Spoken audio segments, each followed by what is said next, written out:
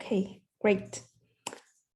Hello, everyone. Thanks so much for joining us for this bonus annual seminar. Today, it's my pleasure to introduce Manuel. Manuel Ciosici is a postdoc at ISI Boston Waltham office, working with Ralph Weischedel and Marjorie Friedman on understanding the knowledge inside large language models and putting it to use, for example, in filling in sequences of events. He is also interested in natural language processing for language other than English and has recently released a large corpus of Danish to support training large language models.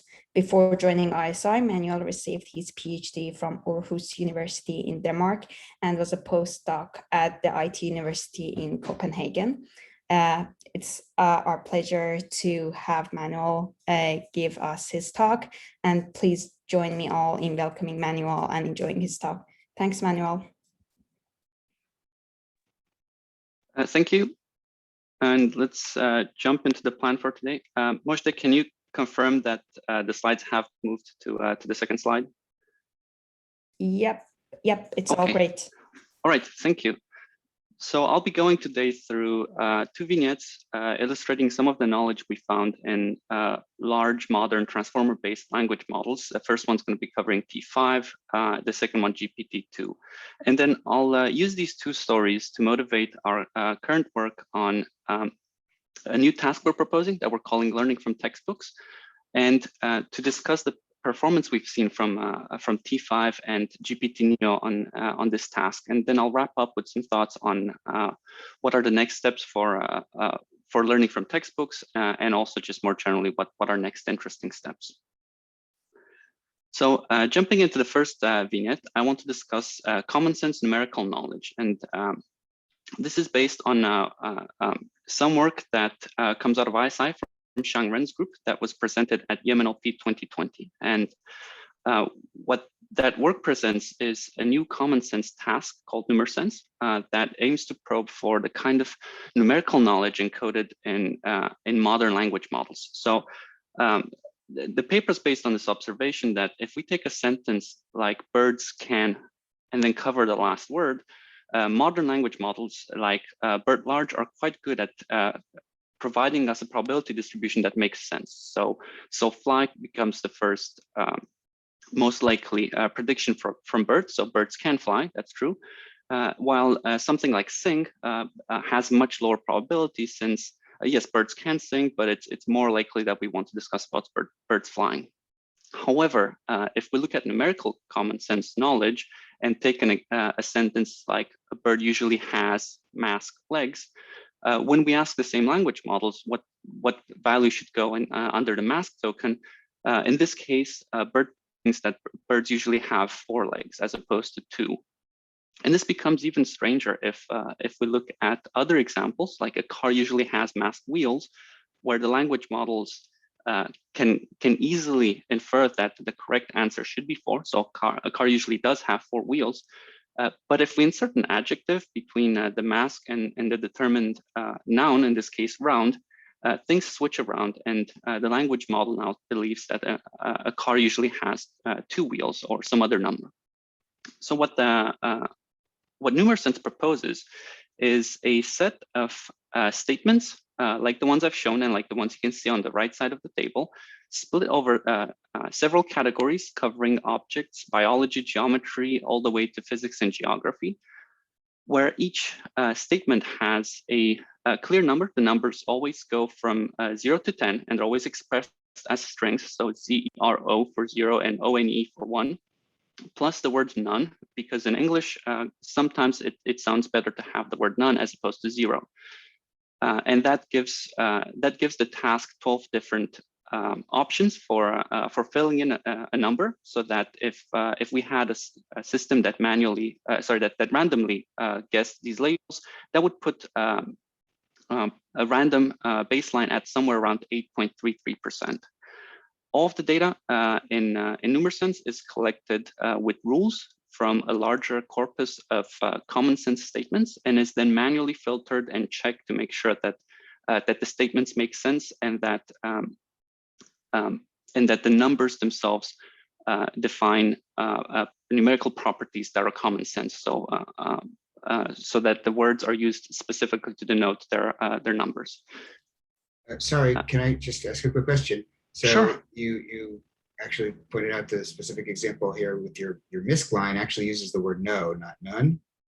So you just have those two options? I can imagine actually the problem 0 actually is a particularly fertile problem. There may be more than just 2, maybe 5, 6 ways to say that. So I think the data set only has 0 and none or 0 and no. So it might be that I have a typo in the slide here. But I agree with you. There are multiple ways to express the lack of something. Okay. So one way or another, there's only 2 of them. It's just one of these things. These things are mutually. Exactly. So there are only 2 strings to denote the lack of something. It's either 0, ZERO, or no/none, whichever one of them actually is in the data. All right. This is an older version of the leaderboard for numerosense, where I've added on the bottom row, I've added the baseline performance for random guess, and I'll walk you through these results. The first thing that we noticed that it was that out of the box, the common transformers are better than random, but not with a stellar or impressive performance. Moving on to fine tuning. So in the first case here, we literally take them out of the box. They do not see the numerosense corpus, and they're not fine-tuned to the numerosense data. So they predict as they were trained during their initial training. If Roberta large and BERT large are taken, so that's the largest models of the ones below, and then fine-tuned, so ran on numerosense's training data and adjusted so that they become more inclined to fill in the numbers, then that leads to some significant jumps. So Roberta jumps 12 accuracy points and BERT jumps 16 points.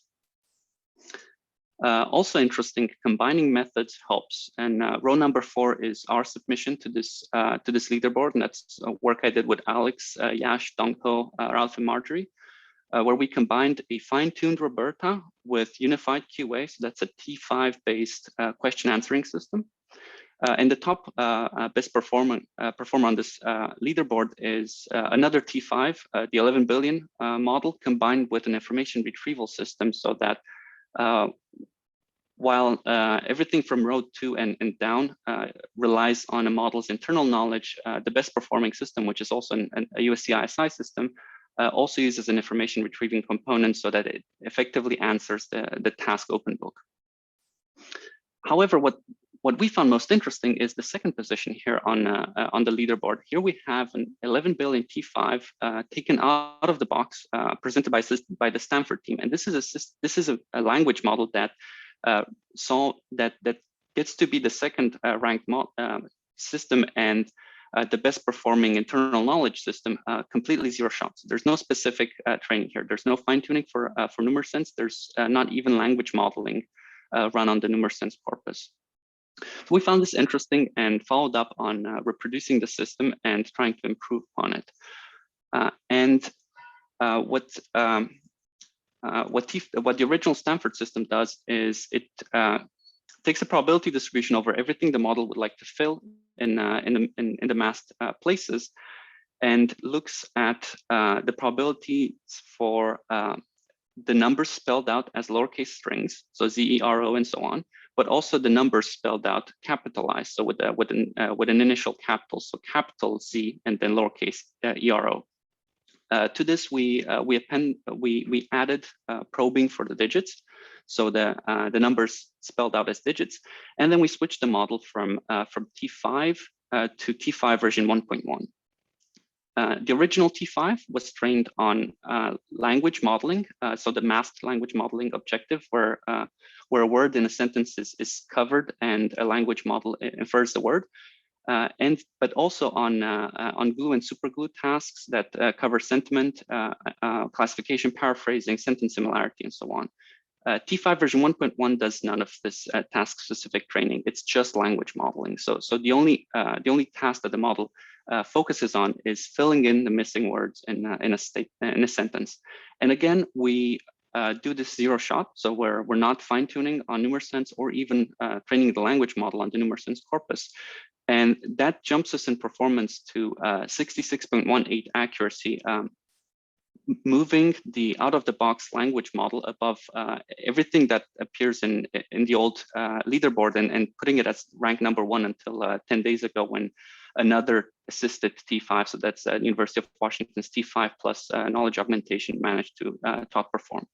What is the takeaway lesson here is that here we have a task where a language model that is trained exclusively on text, on language modeling, is outperforming complex combinations of language models combined with QA systems or information retrieving systems and fine-tuned for the task. And so this is the first lesson from the first vignette. Moving on to the second one, I want to talk about event generation. And this is based on some work we've been doing at ISI Boston that we've published and presented at NACL this year. Now, we've been working with curating scripts, where scripts are sequences of steps in complex events or complex situations that define what happens in what order and who does what. And these have been of interest for the last 40 years because of their potential for representing the knowledge that is either common sense or socially agreed upon by us humans that could then help machines better learn what we're doing. So a classic example here is going to a restaurant. We know that one first meets the host, then one is taken to the table, then a waiter brings a menu, then the clients decide and give their order and so on. And we, for example, know that it's okay when we're at the restaurant to ask the waiter for a glass of water. And so in that context, for that script, it makes sense. But if we later meet the waiter on the subway on the way home, then it's no longer okay to ask them for a glass of water. And this is the kind of information we have from both social agreements, but also from our history of how events unfold. So what we did was build mask machine-assisted script curation, which is a tool that helps people curate scripts for these everyday activities. And on the right side, you can see the first 6 steps of a script for purchasing a new car, where one first identifies their needs, and then their wants, and then their future needs, and decides on a budget. However, it can be that human curators overlook a step, so simply jump over it. It might be something that seems obvious to them, or something that they've just forgotten.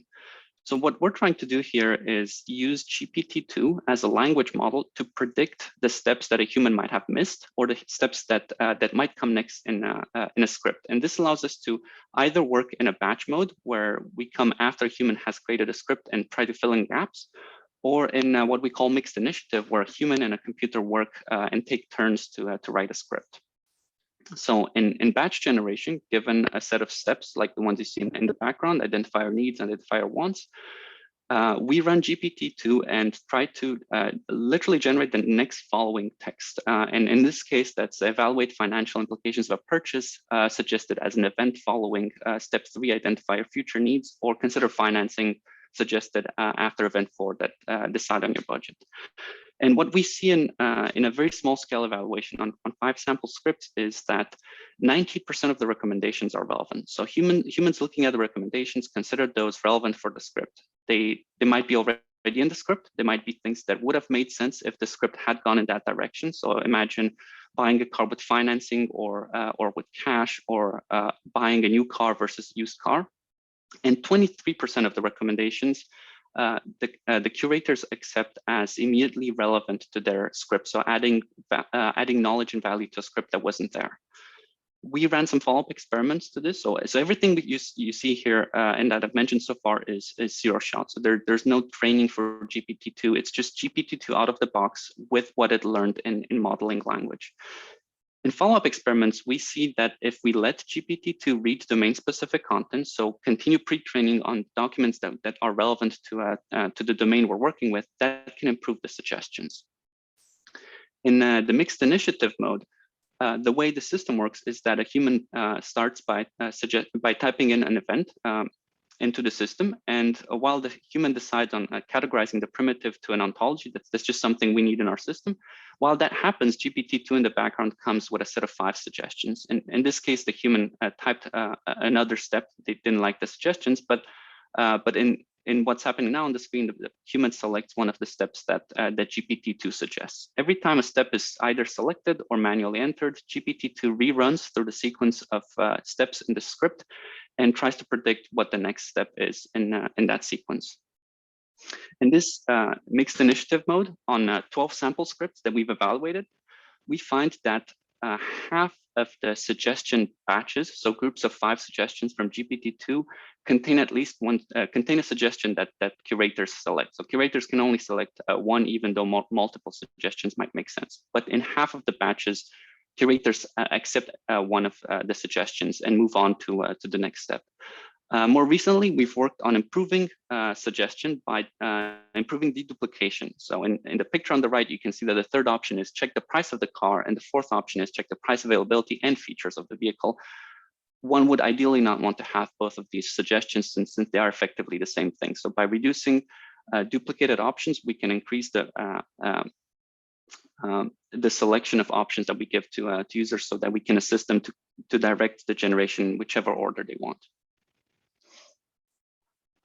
So that's the end of the 2 motivating vignettes I wanted to show. And what we've seen here is that modern language models out of the box show glimmers of having numerical common sense knowledge, but also general knowledge. And to be clear, I'm not saying they can reason about common sense topics. I'm not even saying that they can solve numerosense. You saw numbers, they're nowhere near solving numerosense. It's also not general knowledge about everything. But this leads to some natural questions. If they seem to show glimmers of knowledge, do they know something about everything? And how much do they know out of the box? And given that we've seen that they can learn a lot by just training on reading text, so the language modeling objective, whether that's the masked language modeling, so fill in the missing word, or the causal language model, fill in the next word. So that also leads us to the question of, can we maybe point language models to, say, textbooks and have them learn from the textbook the same way that humans learn? And that leads us to the task we're designing and we're trying to propose to the community, learning from textbooks or left. This is work that we're doing at ISI Boston. It's with Alex, Dongho, Joe, Ralph, and Marjorie. This is also a paper under review at EMNLP this year. So what we're trying to propose is a new task pattern after human capability to learn. What we're saying is that language models should learn from a textbook or a manual or some other instructional material. And then they should be able to pass a test based on the book's content, where we frame the test as given a set of statements, say S1 all the way to Sn, the model has to classify each statement as either being true or being false. I'm going to talk a little bit more about how we create statements in a minute. Given that classifying true or false statements one can phrase as question answering, and the question answering field has been quite well explored in NLP so far, but most of it has either been focused on factoid information, say what is the capital of Denmark, or on science proficiency, where a system must answer a science question, and to answer that, system has access to a large corpus of text describing scientific topics, but we're talking about millions of tokens, much more than one would expect a human to read, or one would say is reasonable for a human to read to answer questions. So we're turning to humanities and social sciences as a new dimension for evaluating reading from textbooks. And another property of our task is we're not going to be providing training data. So we're not going to be giving statements with their labels that systems can train from. We're going to give out a dev set, but not a training set. This also gives us the advantage that models cannot learn to target weaknesses in how we create questions. That they cannot learn to what sort of topics we might ask questions about, and they also cannot identify any sort of potential patterns we might have in phrasing true or false statements. These are the 2 textbooks we're using. There are 2 textbooks from OpenStax. OpenStax is an educational initiative to create high quality instructional material for high school and college level, where the textbooks are written by professors and teachers, and they are licensed under Creative Commons and usually follow the teaching guidelines for different levels that they target. We picked American government and US history There are two textbooks. American government has 17 chapters. US history is a little longer at 32 chapters. We segment these into a dev and a test set, where the dev set for both books represents chapters 1 through 7. So, and then the test set is the remaining of chapters. So that's either 9 to 17 for American government or 9 to 32 for US history. This also allows us to very clearly separate what we're asking about from what we're asking. So the topics we're asking and giving away as a dev set for researchers to work with, from the ones that we're keeping aside for testing. Dev set for American government is 186 statements. For US history, we have 148 statements taken directly from the book, and I'll show you in a minute how. That we've managed to expand to 376 statements by taking advantage of extra questions written by a community of teachers that is using these textbooks. Test set for American government is 214 statements, and for US history, that's 412 statements, and we're working on expanding that to over 1,000 statements. And I have two examples here of from each of the textbooks on the kinds of statements that we provide to models to classify. So British colonists in North America in the late 17th century were greatly influenced by the political thought of Thomas Jefferson. That's false. It should be John Locke. While John C. Calhoun argued for greater rights for Southerners with the idea of concurrent majority is a true statement. So let me show you how we process the textbooks and how we create the statements. This is a sample of the US history textbook, one of the first chapters covering the Pueblo civilization. You have here a figure, a caption, and text. What we take from this is the body text, so everything you see from roads extending all the way to the end, but also figure captions. We're not using any figures or any tables at all.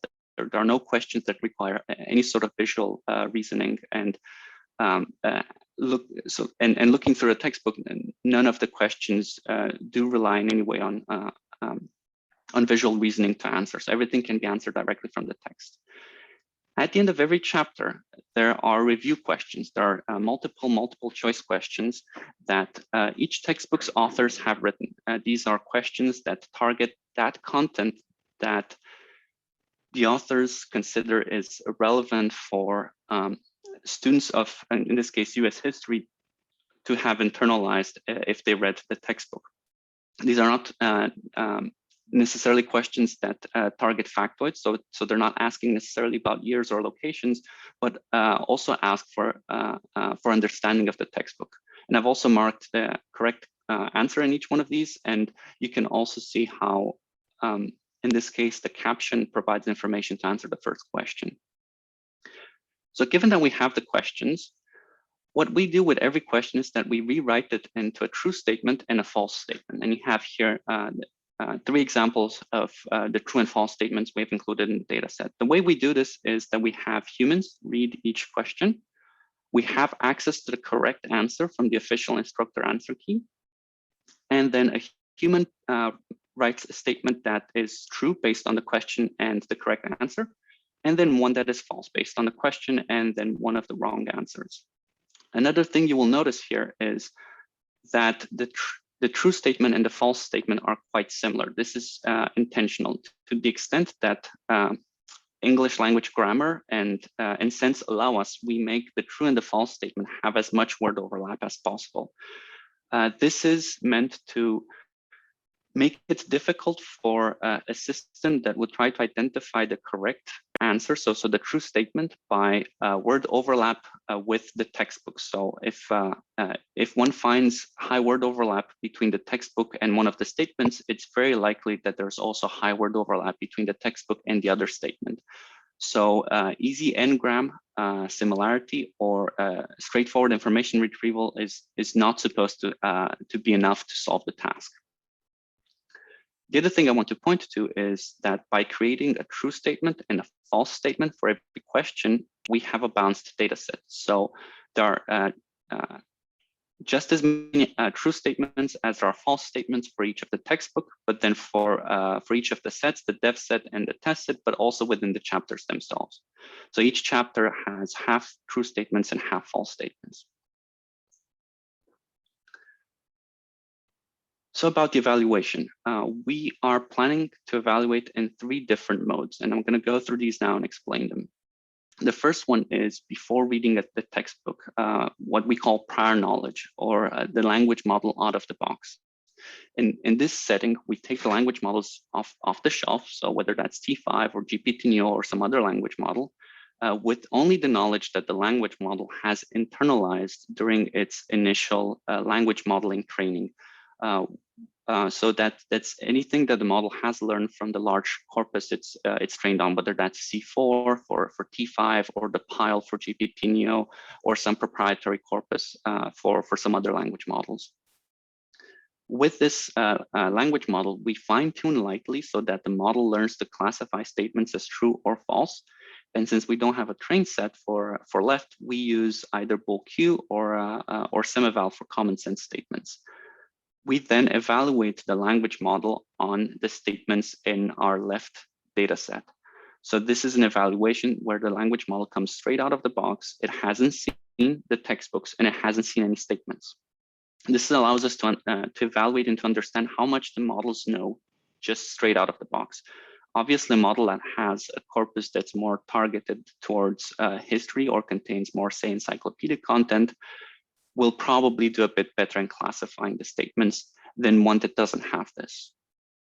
In our second mode, the one we call closed book, after reading, we allow the language models to do whatever sort of learning they usually do on the textbook, whether that's a master language modeling task, so fill in the missing words, or causal language modeling, which is fill in the next word in the textbook. Or any other sort of processing that a system might want to do to a textbook, say extract relationship triplets. After this, a system should then classify the statements. For language models like T5 or GPTNeo, we take the language model out of the box. We run the same language modeling task that the model was trained with initially on the corresponding chapters of the textbook. So that's 1 to 8 for dev or 9 to the end of the textbook for testing. Then we fine tune lightly so that the language model can classify statements as true or false. This allows us to understand how good the language model is having seen the book. We also require that any language model that submits, so any team that submits to our task with an evaluation in mode 2 also has to submit for an evaluation in mode 1. This allows us to know where the model is coming out of the box and how much it's learned by reading the textbook. So we can see how effective each model is at reading and learning from what it's read. In the third model, we open things up. So we say this is going to be an open book evaluation where models are given access to context paragraphs. Where a context paragraph is a paragraph from the textbook that contains the information necessary to classify the statement as either true or false. We are manually collecting those paragraphs from the book that a human says represent the information necessary to classify a statement as true or false. But we're also allowing systems to bring their own information retrieval. So, if a system wants to use something based on BM25 indexing, that's fine. Here are the results we have so far. I have 2 groups of columns, one for each textbook, and within the 2 groups of columns, there are results for the dev and test set for American government, and then the dev set for US history, dev plus, and test. And to remind you, the dev plus set for US history contains all the statements in dev plus the statements the statements that are unofficial that we've collected from the community of teachers. And the 3 large horizontal categories represent evaluation modes 1, 2, and 3. And I'll walk you through the results in a second.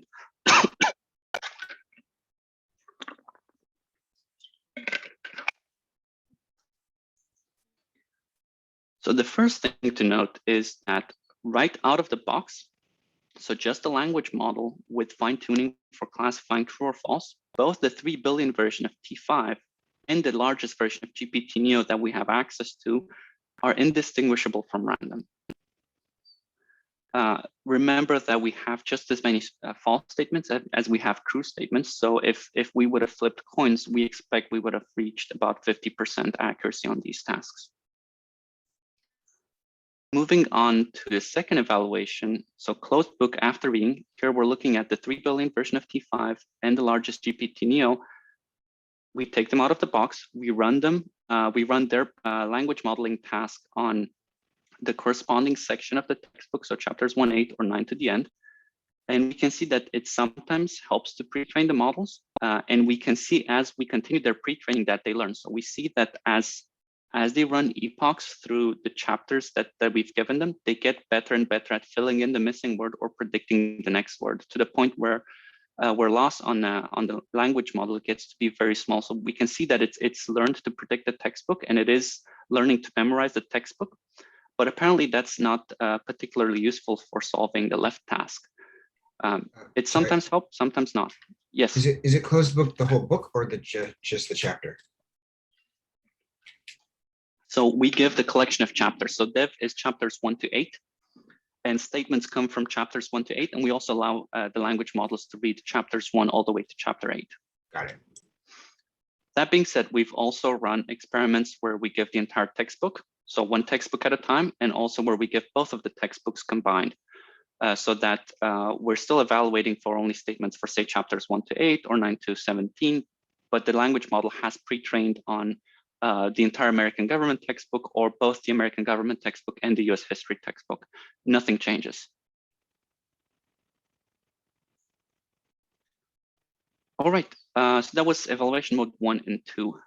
Moving into the open book evaluation, here we have the 3 billion version of T5, where we also give context as paragraph. So the way we do this is that we fine-tune T5 this time around with bool Q, where we provide both the bool Q question, but also the paragraph that supports bool Q. So bool Q has this format of a yes or no question, followed by a paragraph that contains the information so that the system can answer yes or no. So the task then changes a bit to not necessarily remembering or knowing the answer by heart, but being able to identify the answer to the question or the information necessary to, in our case, to classify a statement in the paragraph that we're giving. So that's what we mean by plus CTX. For everything else so far, it's only been fine-tuning with a statement. So the model has to probe its own internal knowledge. And here we're doing two ways of solving the information retrieval task. Either our gold IR, so what humans have deemed to be relevant, or by using SentenceBird to extract that paragraph of the textbook that most resembles the statement that is to be classified. And here we see that performance improves quite a lot from mode 2, but not to the extent where one can say that the task is solved, which is good. So it shows us that this is not a predominantly information retrieval task. It's not enough to have access to the paragraph containing the information. There's also a bit of reasoning and understanding for that paragraph. However, in the results I've highlighted now, there is no continued pre-training. So this is the model coming out of the box, learning to answer bool Q questions with the relevant paragraph, where we then evaluate on our statements with paragraphs from the textbook that we've either manually identified or that we've identified with SentenceBird. If we expand to also look at models that have also had the chance to keep on reading the textbooks, so to continue their language modeling on the textbook, that's what I mean on the rows with plus PT for continued pre-training. The performance lowers a bit compared to not having read the book. This was surprising to us that having had access to material that provides knowledge to classify the statements, that lowers performance in most cases. Again, we see that the models are learning as they're continuing their pre-training, so they get better and better at filling in the missing word or the next word, but they cannot operationalize their learning, so they can't take advantage of it in our task.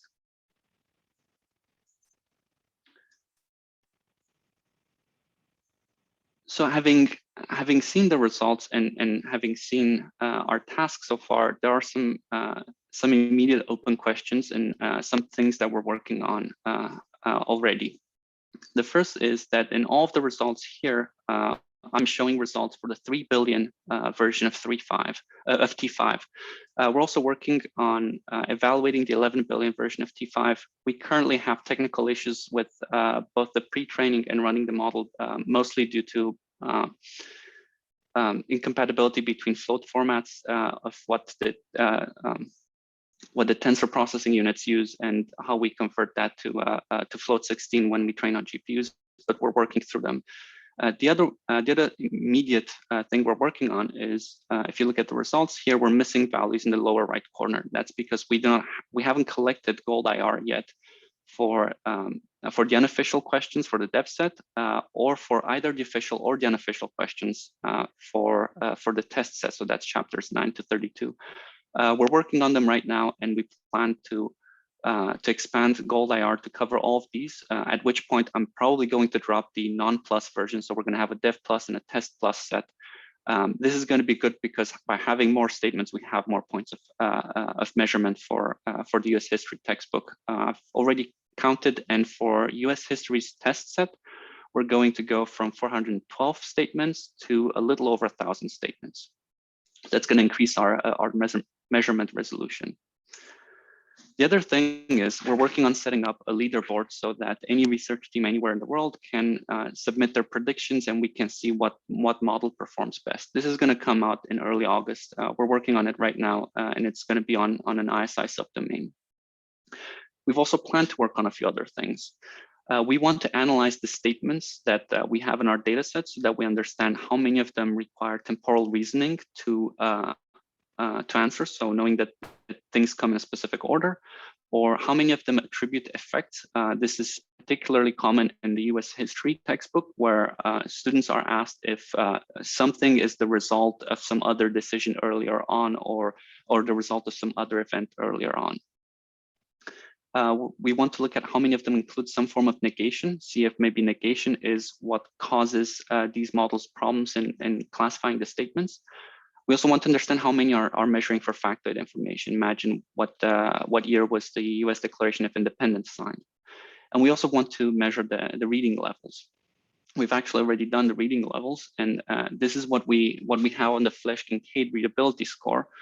On the right side is the readability score for American government and US history split by dev and test. On the readability score, the higher the score, the easier it is for text to be read. And you can see that our dev set tends to be a little easier to read than our test set. However, that's not significant according to the scale. Both sets register in what one expects from college level text, so have a college level kind of difficulty. We've also looked across the chapters, and again, there's some variation from the statements for one chapter versus the other, but again, insignificant. The other thing we're working on is to figure out if we can evaluate models on long-form questions. So far, we've only used the multiple choice questions that we have from textbook authors, but every review section also has questions that students are expected to answer in long form. For American government, some of these are critical thinking questions. We're going to put those aside because they represent different challenges. But most of the questions probe for knowledge that has been gained from the textbook and illustrating that knowledge. And we're looking at how we can evaluate models that might answer this question, and also to understand if there are any very simple, trivial ways to score very high on such a task. For example, a system could use information retrieval to identify a paragraph or set of sentences from the textbook that seem to answer a long-form question and just provide that to us, or maybe just take those questions and just paraphrase them. Right. So there's also something that I think could potentially be interesting for study. So far, we've looked at what the language models have in their knowledge space out of the box. So what they've learned during their initial language modeling training on whatever corpus they've learned. That was mode 1 evaluation. We've also looked at how much more knowledge in our domains they can learn by reading. So that's the mode 2. We've also looked at how much information retrieval can help them. what I think could be interesting is if we can instruct these language models to learn to override knowledge they already have. So say I give a language model, the science fiction novel, The Man in High Castle, and ask it to read this alternate history of the world that branches from our own history back in the 1930s. Then I want the model to learn exactly what is in that particular book, and then properly classify San Francisco as being located in the Pacific States of America, as opposed to the United States of America, which doesn't exist anymore in that alternate history. All right, so let's look at what we've covered today. So I've shown you two stories of the kinds of glimmers of common sense numerical knowledge and just general knowledge that we can see in language models, and how we can occasionally operationalize that so that we can, for example, turn it into a feature in for script curation that can assist people. And we've also looked at how these two stories motivate our work on learning from textbooks, where we quantify how much knowledge language models have out of the box, how much they can gain by reading the textbook. So that's the evaluation mode 2 versus mode 1, but also what is the role of reading the relevant the relevant paragraphs at the same time as classifying the statement. So that's the information retrieval open book evaluation that I had in mode 3. All right, so that's everything I wanted to cover for today. So I'm going to hand over back to Mojde and open for questions. Yep, thank you so much, Manuel, for the great talk. Really interesting points in there. So with that, I can open the floor for questions to the audience.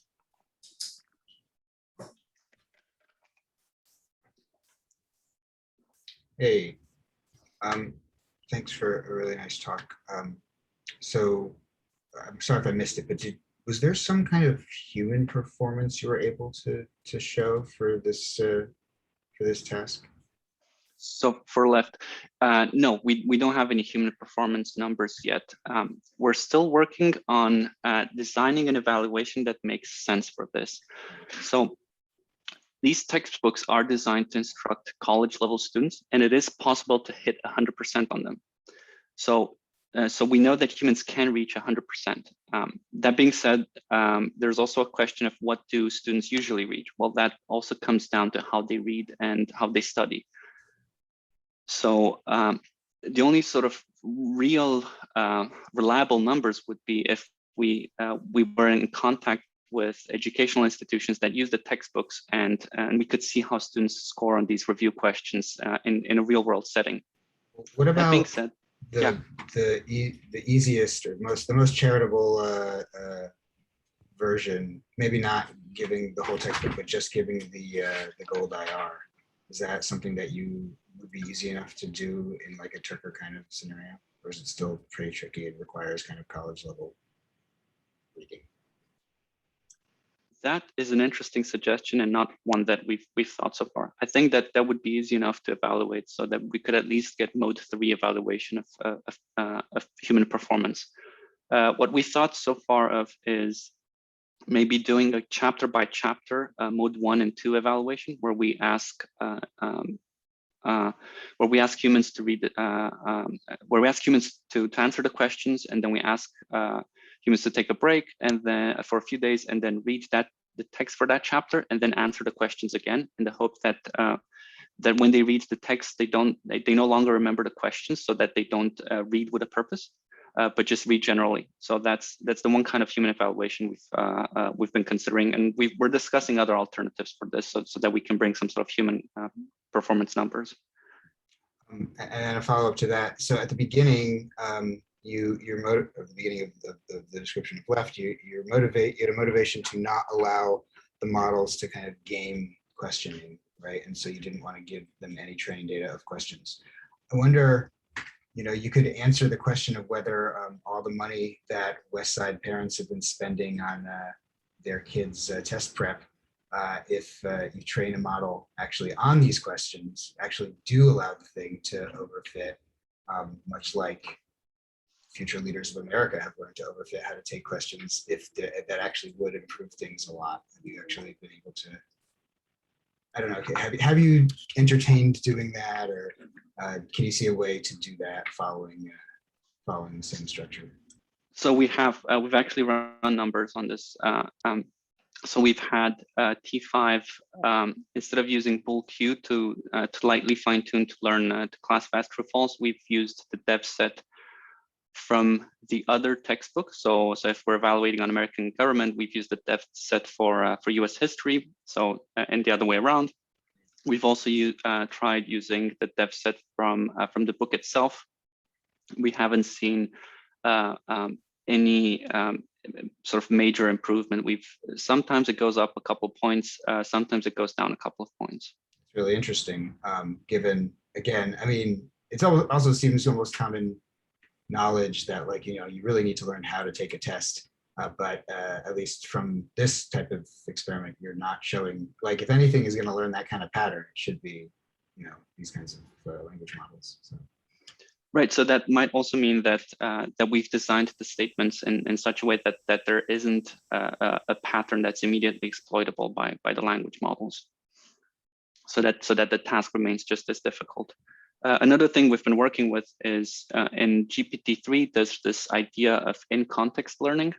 So I've run a few experiments with GPTNeo, which is the open access alternative to GPT-3, where we give the model we ask the model to classify as true or false, then we give it some statements directly in the input for in-context learning. So give some examples and then try to evaluate. So far, we've hit some prompts that are apparently specific to GPT-3 systems, where they get heavily biased by the prompt, by the in-context examples. So it's the ratio between true and false, but also the order in which those examples appear. And I've recently found a book, not that book, but a paper that tries to address that. So we're going to investigate GPTNeo more in this particular idea of in-context learning. Cool.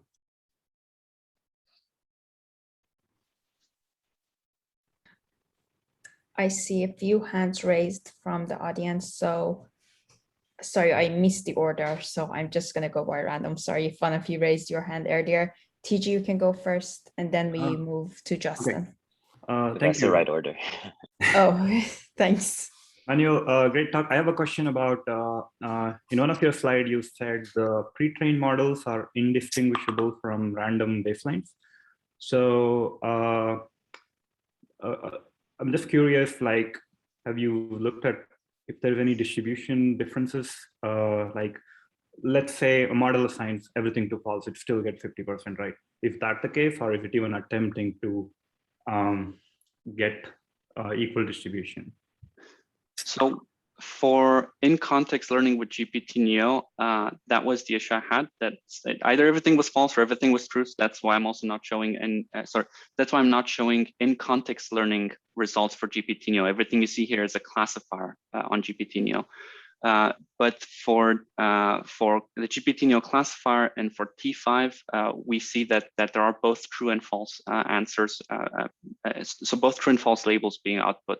We had a couple of bugs where we only had trues or only had false, so we've chased those a lot. But yeah, thanks for the question. Thank you.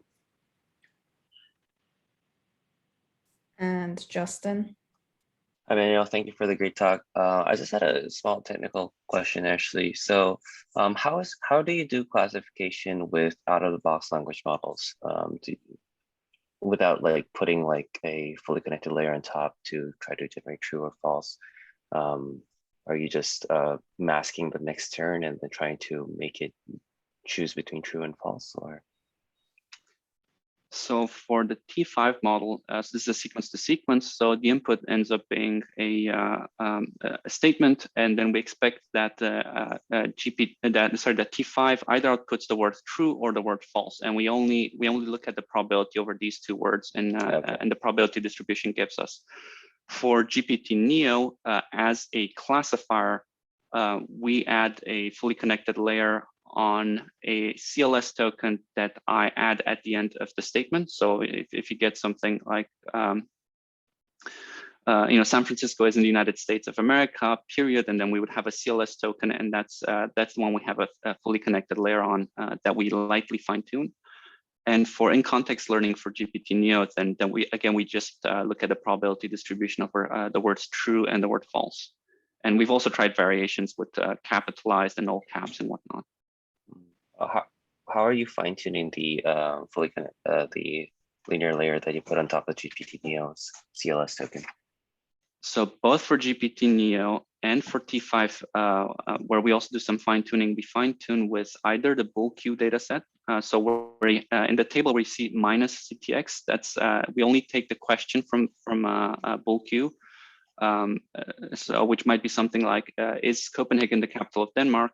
So that ends up being the input, and then the language model has to output either true or false for T5. And for GPTNeo, we do the exact same thing, where you get the bull Q statement and or question, and then has to output or true or false. And we also tried experiments where we fine-tuned with SemEval, I think 2020 or 2021. No, 2020 or 2019, that has a common sense task where the input is the same, one statement, and then classify as either true or false. And we only do that for a very short number of epochs, so that we don't risk any forgetting. Right. Okay. For fine tuning in mode 3, that's the one where we also have plus CTX. Then we only use bull Q, and then we have the input is the bull Q question, and then new line, and then the bull Q paragraph. And then the output should be a true or false. I see. Cool. Thank you so much. And just to follow with when you tried the in-context learning with GPTNeo, you said you had problem with the prompting, and you described that you found a paper that like discusses this issue. Could you remember off the top of your head what the paper is? I'm just interested to check it out as well. I don't, but if you send me an email to manuelc@isi.edu, I'll send you a link and a copy. All right, thank you so much. So that's just my first name, Manuel, and then the first letter of my last name @isi.edu. Okay, we'll do that. Thanks. Speaking of which, can you also CC me on that email, Justin, because I'm also interested in that. Sure. Thank you. Do we have any other questions from the audience? Because I also have a question, but I can go last. I have one more question. Okay. So in the distribution of false and truths, I think you attempted to balance them, correct? So there are 50% of false and 50% true. But originally, I think the choices were 3 false and then 1 true. So that means they were originally imbalanced, but you attempted to balance it. I see the benefits. It would be easy to evaluate it. Is that the only reason, like just because if it is balanced, easy to evaluate, or do you, have you thought about like, what if I put all 3 false answers for every true answer? Sure. So I wanted to do that for a couple of days until, and it wasn't even something I figured out. So someone pointed out to me, if we put 3 false statements for every true statement, then the basic strategy of always outputting false gives you 75% accuracy. So that means that our range to establish performance now, instead of going from 50 to 100%, so having 50 points, ends up being half that. So it becomes even more difficult to tell if some model is better than some other model. Well, okay, follow up on that. Yes, if the data set is imbalanced, then accuracy won't make sense. But there are other metrics like macro average of F measures or something like that. I see, yeah. So if it is 75% starting at accuracy, then you only have 25% to fill in terms of accuracy. But other metrics like F measure and macro average across class performances might help. Yes, I agree. So if we included macros for precision recall in F1 together with accuracy, then that would provide a bigger picture. We might still do that. For now, we are quite focused on having preferably only one metric so that we can clearly see that a system is a bit better than another. but it is something that that we're looking into maybe adding. So we don't plan to, so when we reply on the leaderboard, we only plan to give one floating point number. So that's going to be, 56 or 65. And we intentionally do not want to give any sort of information over the true labels. And we went back and forth a lot on whether it is ethical to have the labels out there, given that this is material that's actively used for teaching. So we might even give out the dev set without giving the labels out for the dev set, so that systems are allowed to submit to the dev as many times as they want, but we're not going to give more than a floating point number. So we don't discover that some kids somewhere figured out they can get much better at US history by downloading this left data set that has all the answers. Great, thank you for clarification. Do we have any other questions? Okay, in that case, I think I can go ahead with my potentially the last question. So regarding the sort of initiative and efforts that you mentioned towards saying how much these models can override their knowledge, I want to ask, I particularly find that aspect interesting, and I wanted to see if you have any initial results on how successful they are, because I think I can draw similarities there by sort of, again, at the high level, this prompting idea, where if you provide a prompt that is different and potentially even contradictory to the knowledge that the model already has, what happens? So I was basically interested to know if you have any initial results there, or any thoughts you have on how you want to test that and go about it. Yeah, so I don't have any initial results so far. This is just an idea I think is interesting to explore, and I've been mulling it for a few weeks now and trying to figure out how would I measure it and where would I get content. It only recently dawned on me that one could use alternate history books to maybe get content that deviates from what we know is true. The other thing I've been considering is fantasy books, because they construct complete universes that quite often work differently from ours. But I'm still not completely sure on how one would then evaluate, because one of the great advantages and luck we had with these textbooks is that they come with review questions that someone else wrote. So someone else thought of ahead of time. So all we did was rewrite them. For say The Man in the High Castle, then we get a novel, and then we have to identify the information that is contradictory to what we know is true. And so yeah, unfortunately, fandoms have wikis, and so you could look at the overlay of the facts that are contained in a wiki compared to, say, Wikipedia, which is, the truth fan wiki, I guess. Yeah, that's a good idea. So yeah, so I need to spend more time on fandom wiki.